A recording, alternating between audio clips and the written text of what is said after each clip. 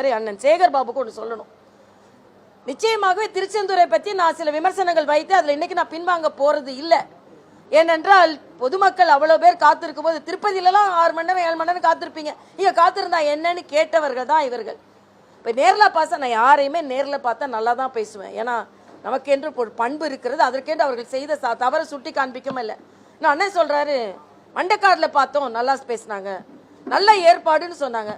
காரைக்காலில் பார்த்தோம் நல்ல ஏற்பாடு நான் சொன்னேன்றாங்க. அண்ணா அது என்னோட ஏற்பாடு. காரைக்காலில் நாலு எல்ஜியாக இருந்த அந்த ஏற்பாடில் நீங்கள் வந்தீங்க.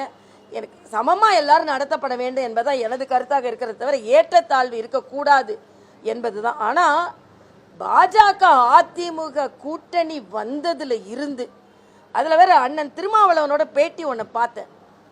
துணை முதலமைச்சரா ஏன் என்ன முதலமைச்சர்னு சொல்ல மாட்டீங்களான்னு கேட்குறாரு. ஏன் நீங்க ஏன் சொல்லிக்கல? ஸ்டாலினுக்கே எவ்வளவு பயப்படுறீங்க? இன்னைக்கு அடிமை கூட்டணி பொருந்தா கூட்டணின்னு சொல்றீங்களே.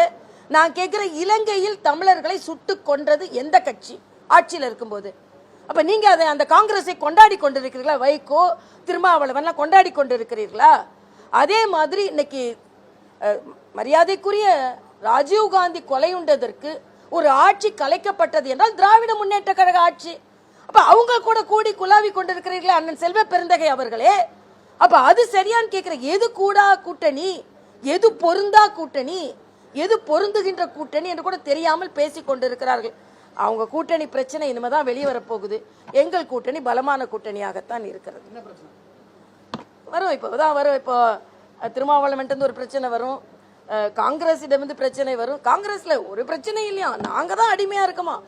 நான் கேட்கிறேன், ஒரு தேசிய கட்சி என்ற அடையாளத்தை நாங்கள் வைத்திருக்கிறோம், நீங்க வச்சிருக்கீங்களா?